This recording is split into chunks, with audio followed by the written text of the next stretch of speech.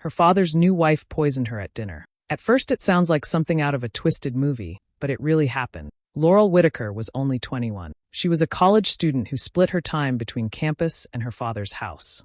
Since her mother's death a few years earlier, that house had never felt the same. Her father, David, had remarried a woman named Vanessa. Vanessa was 38, beautiful, confident, and always put together in a way that made people look twice. To everyone else, she seemed perfect, too perfect. But to Laurel, something about her never felt right. Vanessa carried herself like she owned the house, the family, and even David's memories. She was polite in public, but sharp behind closed doors, the kind of woman who could smile sweetly while delivering a comment that stung for hours. Laurel told herself she was imagining it, but the unease never went away. One night, Vanessa prepared a full dinner, roast chicken, vegetables, and her special sauce. The table was set beautifully, candles glowing, everything looking picture perfect. David was laughing at something Vanessa said, looking happier than Laurel had seen him in years. Laurel wanted to feel that happiness too, but unease hung over her. She ate slowly, trying to ignore the way Vanessa's eyes seemed to flick toward her plate more often than anyone else's. Halfway through the meal, Laurel's stomach turned violently. The pain hit so fast it stole her breath. Her skin went clammy, her vision blurred, and within minutes she was doubled over. David rushed to her side, terrified, while Vanessa's voice rose above the panic, calm but insistent. "It must be stress," she said. "She's always been delicate. Probably ate something at school earlier." Her words were smooth, almost rehearsed. The sickness grew worse.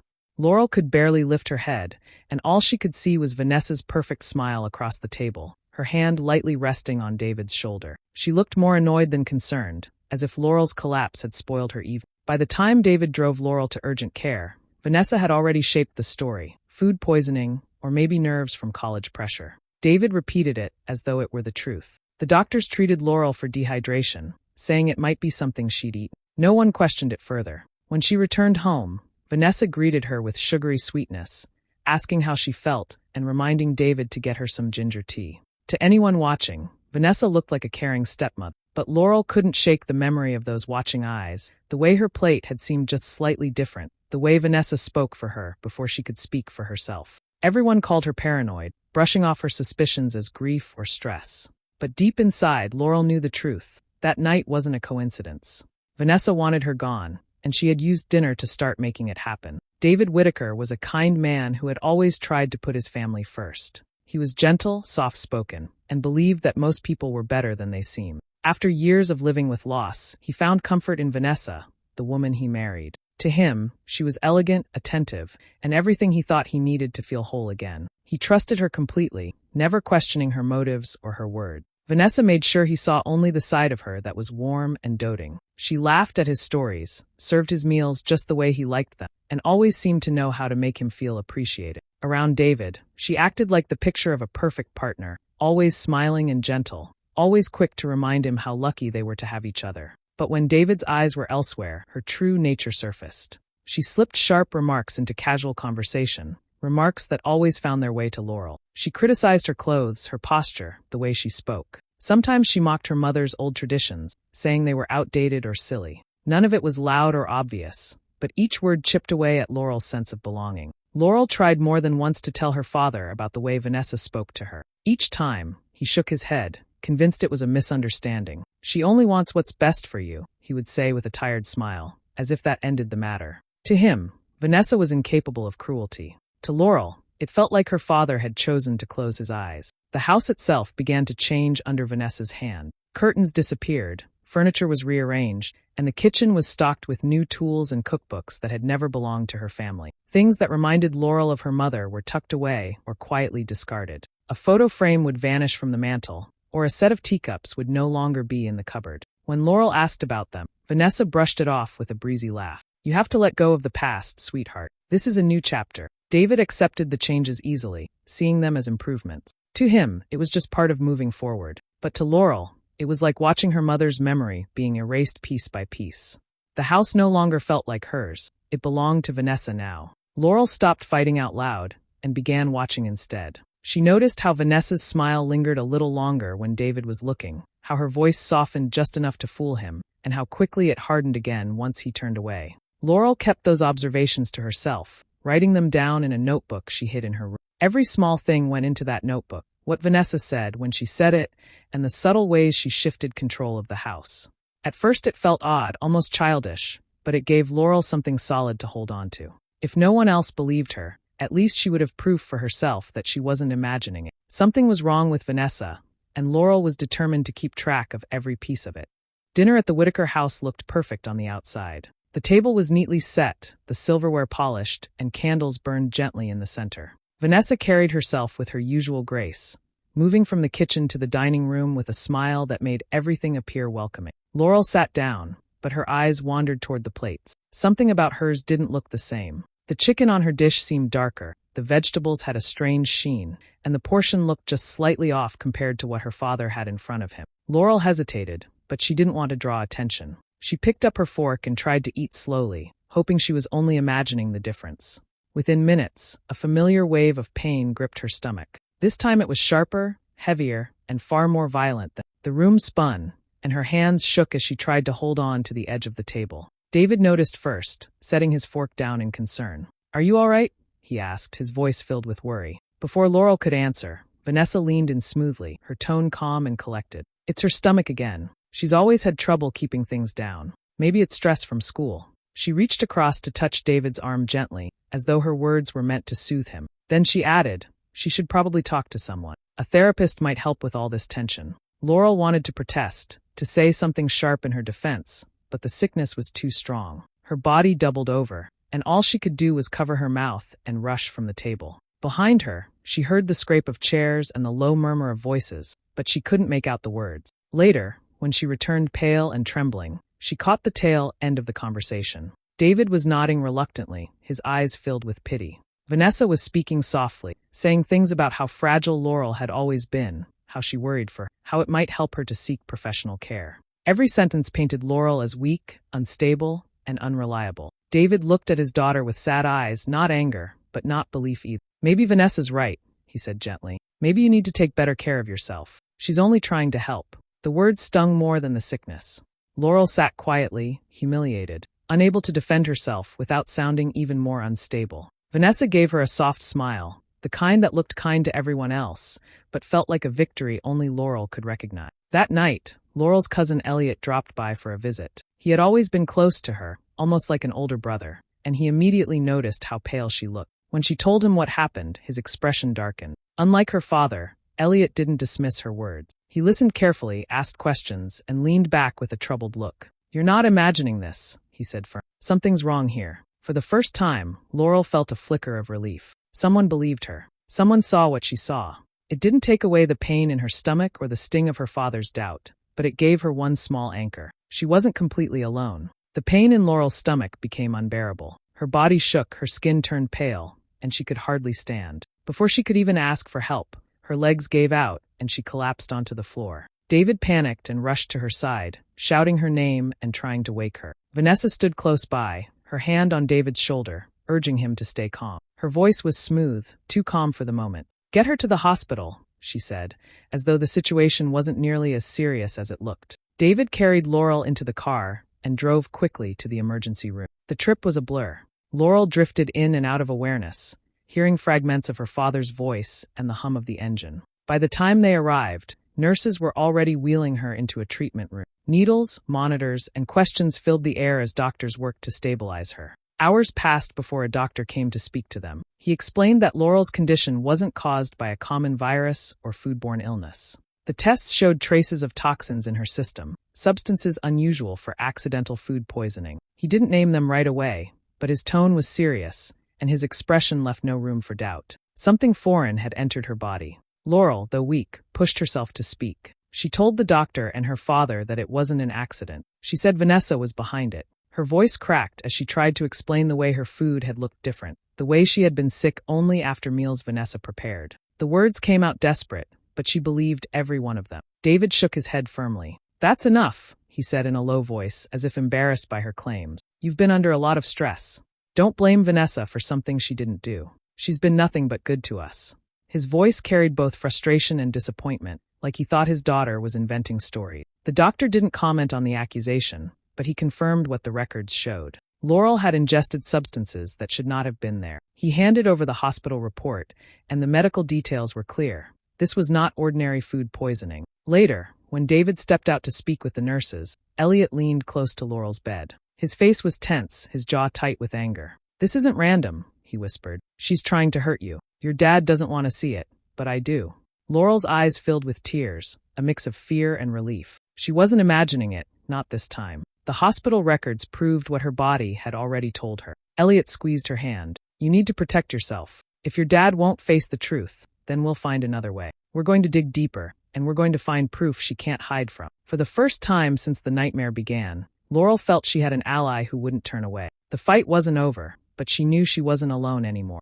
Laurel waited until the house was quiet before she approached Vanessa. Her father was out running errands, and Elliot had already left for the evening. The chance to finally speak without anyone else around gave Laurel courage, though her hands trembled as she stood in the kitchen doorway. Vanessa was wiping the counter, humming softly to herself, as if she didn't have a care in the world. Laurel's voice was steady at first.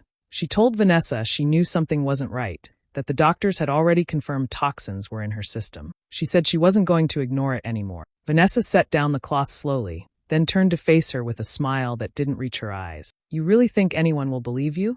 Vanessa asked calmly. "Your father? He thinks you're fragile, paranoid, still clinging to your mother's memory. He trusts me more than he'll ever trust you." Her tone was soft, but each word felt like a blade. Laurel tried to hold her ground, but Vanessa stepped closer, lowering her voice to a whisper. "You make it too easy, you know. Crying, getting sick, running to doctors.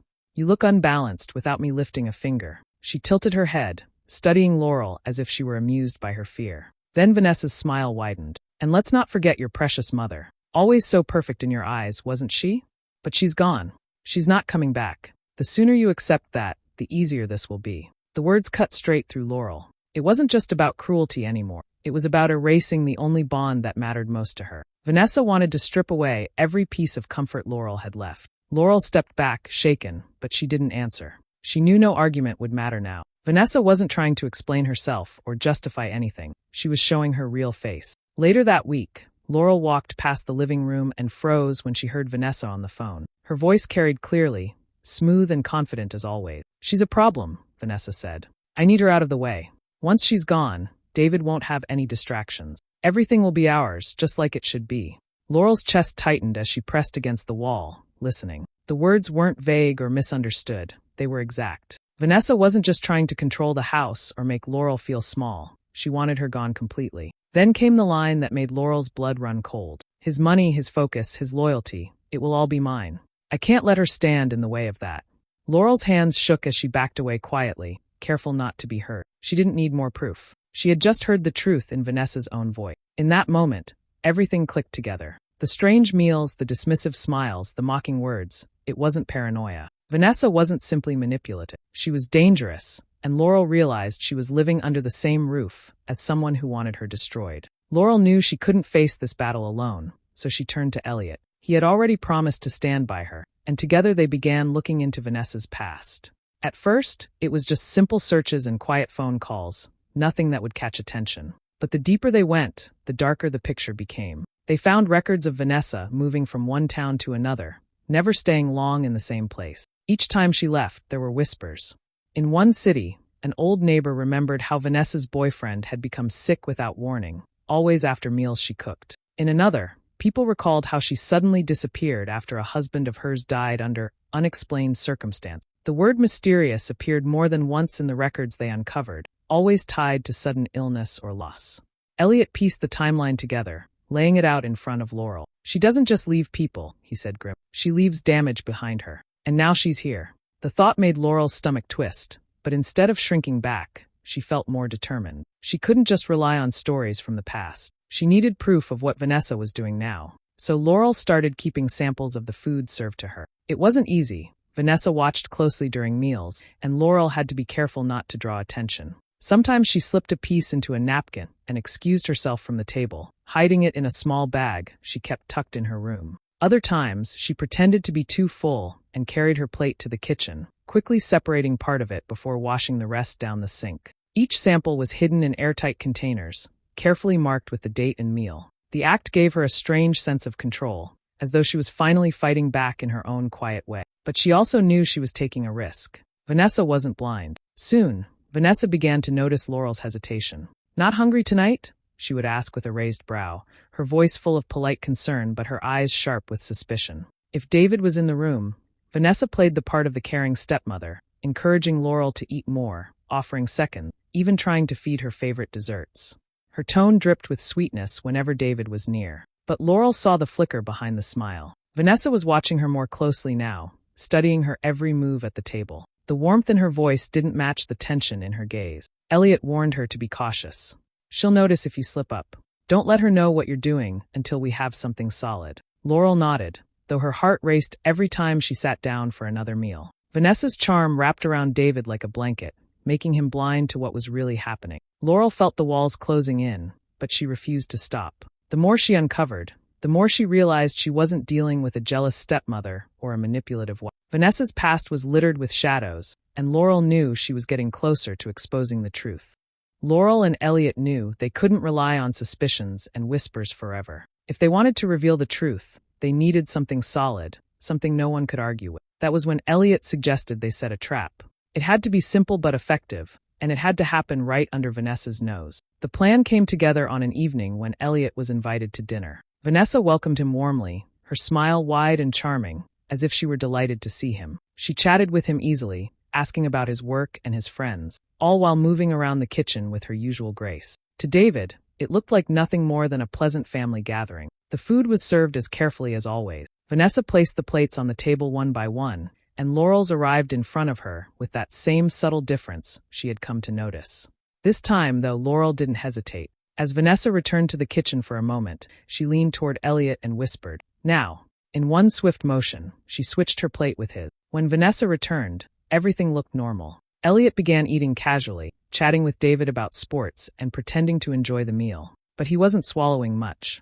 Each bite that touched his lips quickly slipped into a small container hidden in his sleeve. Laurel kept her eyes low, her heart pounding with every second that passed. Vanessa watched closely, her gaze flicking from Elliot to Laurel. She seemed satisfied when she saw Laurel lifting her fork, unaware of the switch that had taken place. The conversation carried on, light and cheerful, though the tension at the table was thick for Laurel. She barely tasted her food, focusing only on getting through the meal without giving herself away. When dinner ended, Elliot excused himself to the kitchen with his plate. There, hidden from view, he sealed the container and tucked it carefully into his bag. He returned with a smile, thanking Vanessa for the meal and praising her cooking. She accepted the compliment graciously, but her eyes darted toward Laurel. For the first time, her mask seemed to falter. Something in Vanessa's expression told Laurel that she knew something had gone wrong. It wasn't panic, but unease, like a crack in her confidence.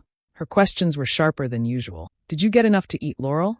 Are you feeling better this time?" But she masked them with a sweet tone. David didn't notice, but Laurel caught every shift in her stepmother's face. Later that night, Elliot took the container to be tested. The wait was long and filled with nerves, but when the results came back, they confirmed what Laurel already feared. The food that had been meant for her carried toxic substances, the same kind found in her system during her hospital stay. It was no longer just suspicion or stories. Laurel now had proof. The danger wasn't imagined, it was real, and it was sitting at their dinner table every night. The papers were spread carefully across the table, each one placed with shaking hand. Hospital reports, lab results, and records from years before. All of it lined up in a way that told a story too dark to ignore. Across the room, a father sat with his brows furrowed, unsure why so much evidence had been laid in front of him. The words came slowly at first. The hospital records showed toxins in the body, substances no ordinary illness could explain. The lab reports revealed traces of the same toxins in food served during dinner. And then came the documents about a past filled with sudden illnesses, quiet disappearances, and one unexplained death that no one had ever solved. Piece by piece, the pattern was revealed. Instead of acceptance, there was denial. His voice rose with disbelief. He insisted none of it could be true, that the woman who had become the center of his life was incapable of such thing. He said she was caring, loyal, devoted. He said the accusations were cruel. His eyes held stubborn loyalty, refusing to see what was right in front of him. Desperation filled the room. The evidence was pushed closer, the words firmer, the plea sharper. "Read it, look at it, open your eyes." Tears came with the begging. This wasn't imagination or jealousy. It was real, written down in black and white, signed by doctors and scientists. Then came footsteps in the hallway, and she appeared. Her eyes landed on the scattered pages, and for a heartbeat the mask slipped. But almost instantly, the expression softened. Her hand went to her chest, Her voice cracked with false sorrow. "How could you do this to me?" she asked, her tone heavy with hurt. "After everything I've given, this is how you repay me? You dig into my past, twist it, and accuse me of things I would never do." Her voice trembled as tears welled up, and she turned toward the man who trusted her most. "This is jealousy. She hates me because I'm not her mother. That's what this is all about." He wavered, torn between the woman he loved and the evidence lying before him. His hand moved toward her as though to comfort her, but another voice broke through. Calm, steady, unshaken. The lab results were placed directly into his hands. "This is an opinion," the voice said firmly. "This is proof. Read it. See the dates. It's right there. You can't look away." He lowered his gaze to the papers, his fingers trembling as he scanned the words. Line after line confirmed what had been denied for so long. The room grew silent, heavy with the weight of truth pressing in on every side. His face paled as he looked up again. The woman beside him no longer appeared loving or innocent. The carefully built image of perfection was beginning to fracture, and for the first time, doubt flickered in his eyes. The illusion was crumbling, and the truth could no longer be ignored. David confronted Vanessa in front of Laurel and Elliot. His voice trembled, not with weakness, but with the weight of disbelief. The evidence sat on the table between them, the lab results, the hospital records, and the notes from her past. His eyes, usually so soft, were hard now. "No more lies," he said. "Tell me the truth." For a moment, Vanessa tried to hold her mask in place. She smiled sweetly, tilted her head, and spoke in her gentle voice. "You're being misled," she said softly. "They've turned you against me. I've done nothing but love this family. Can't you see that?" But when he didn't waver, when Laurel and Elliot stood silently, watching, her patience snap. The sweetness drained from her face, replaced with a sharp glare. Her voice cut through the room, filled with venom. "Fine. You want the truth," she hissed. "She's been in my way from the beginning, always clinging to you, always keeping your eyes on her instead of me." Laurel froze, her breath caught in her throat, but Vanessa pressed on, her words sharper with every second. "I wanted her gone. Everything here should have been mine. Your love, your attention, your fortune. But no, you kept her on a pedestal, a shadow of her mother hanging over this house. I was never going to have all of you with her still here." David staggered back as if struck. He had clung to hope, even after the evidence, but now the confession spilled out without hesitation. His face was pale, his chest heaving as though he couldn't believe the woman standing in front of him was the same one he had brought into his home. When Laurel whispered, "You tried to destroy me," Vanessa's fury exploded. She lunged forward, her hands outstretched, her face twisted with rage. Elliot pulled Laurel back, blocking her path, while David shouted for her to stop. The room erupted into chaos. Shouts, the crash of a chair tipping over, the sound of a struggle filling the air. Vanessa fought wildly, her voice shaking with anger. "You ruined everything. You were supposed to disappear." Her words left no doubt anymore. This wasn't a misunderstanding. This was hate, raw and unhidden. David's heart broke in that moment. His love, his trust, all of it had been built on lies. He stood frozen, torn apart, as Elliot pulled out his phone and called the police. The minutes stretched like hours, the air thick with shouting and pounding footsteps. When officers finally arrived, the flashing red and blue lights cut across the living room wall. They entered quickly, separating her from the family. She fought, screaming, her voice echoing through the house. But there was no escape. The handcuffs clicked around her wrists, and the mask she once wore so carefully was gone forever. As the door closed behind the officers, silence filled the room. David stood still, staring at the empty space where she had been. His face was hollow, his shoulders heavy. He had loved a lie, and now the truth had left him broken. David sat across from Laurel, his face heavy with shame. The anger that had filled the house days before was gone, replaced by sorrow and regret. His voice broke as he admitted how blind he had been, how easily he let charm and lies cover the truth. He said he should have listened from the very beginning, should have protected his daughter instead of doubting her. Tears filled his eyes when he promised that from now on, nothing would come before her safety. For the first time in a long while, Laurel saw the father she remembered, not the man clouded by deception. She didn't forgive him instantly. The wounds ran deep, but she nodded, accepting his words. It was the start of something fragile but real, healing. The trial moved quickly once the evidence was laid out. Hospital records, lab tests, Laurel's testimony, and Elliot's support painted the full picture. There was no room for excuses, no way to twist the truth anymore. The charges were clear, and the woman who had nearly destroyed a family faced the punishment she could not escape. Watching it unfold, Laurel felt a storm of emotions, anger, relief, even sadness that such cruelty had touched their lives. But most of all, she felt vindicated. Back at home, she began to reclaim what had been stolen. Family photos that had been tucked away in boxes returned to the walls. Her mother's old quilt was brought out and draped across the couch. Recipes that had been ignored were cooked again in the kitchen, filling the air with scents that reminded her of childhood. Every step was a quiet victory, a way of taking back what had been erased piece by piece. David joined her in these small acts. Sometimes he would stand in front of a picture of his late wife, silent for long minutes, as if trying to make peace with the years that had slipped away. Other times, he would help Laurel in the kitchen, awkward but determined, eager to honor the traditions that had been buried. They weren't perfect moments, but they were honest, and that made them stronger. Laurel no longer felt the weight of being unheard. The doubt, the gaslighting, the fear, all of it had been replaced with truth that could not be undone. She could breathe again in her own home, no longer afraid of what might be hidden in a meal, no longer silenced by accusations of paranoia. The scars were there, etched deep into the family, but they were scars that marked survival. Laurel carried them with quiet pride, knowing she had fought for herself when no one else would. And though her heart still ached, she finally felt safe, finally felt seen. The house was quieter now, but in that quiet rested a kind of peace. Bittersweet, fragile, and hard won. Truth had broken them, but it had also bound them together. And in that truth, they found the strength to begin again. What would you have done if someone you trusted turned out to be your biggest danger? Would you walk away or fight to prove the truth? Share your thoughts below. I'm curious. And if you enjoy deep, emotional stories, don't forget to like, subscribe, and stay connected for more.